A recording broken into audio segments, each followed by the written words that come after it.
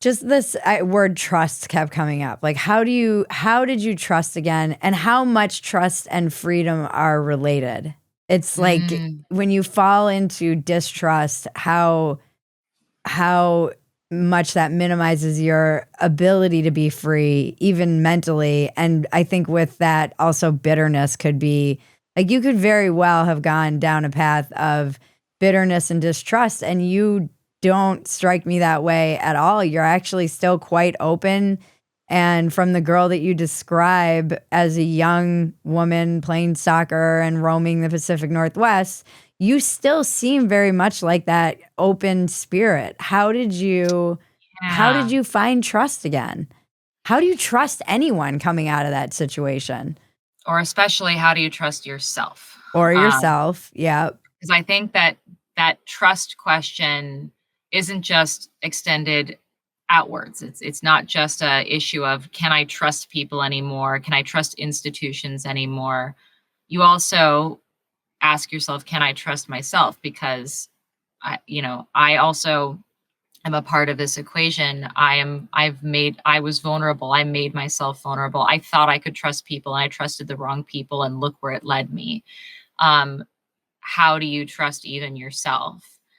And I think that I I'm I think I just got lucky in that I am constitutionally, just like how I am, is first of all a person who typically tries to see the good in people. That's just like what comes naturally to me, because I feel like when I'm empathizing with people and when I'm sort of projecting myself onto people, I know that like I'm always trying to do the right thing. I make mistakes and sometimes I hurt people because I make mistakes, but I'm not an intentionally mean person. So it's hard for me to relate to people who are intentionally like harming other people. I tend to give people the benefit of the doubt and assume that even when somebody is being hurtful, they think they're doing the right thing, or they think like there's something going on there where they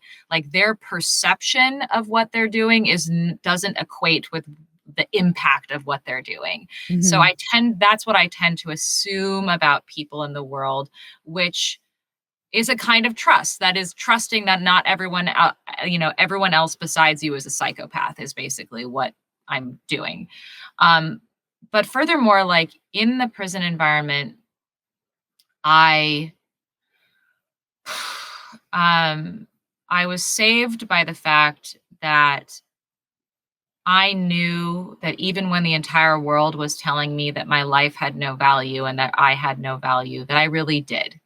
Like I was blessed to be loved growing up. And I think it was one of the things that made me vulnerable to going through this whole situation, was being raised in an environment where I could trust people, where like Mhm. the people who loved me and took care of me did not take advantage of me, did not hurt me, were very much like unconditionally loving towards me. That sort of set me up psychologically to have a kind of emotional and psychological safety net to fall back on, even when I was being like hit like a train, by the rest of the world that was not treating me the way that my mom treated me, which was that I had value, I mattered.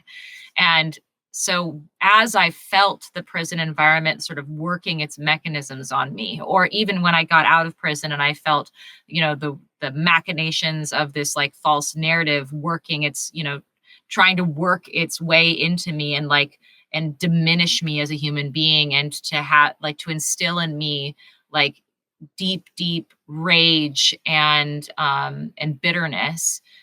I was very rebellious against it, because I was like, you don't get to tell me who I am. You don't get to tell Mhm. me how I feel.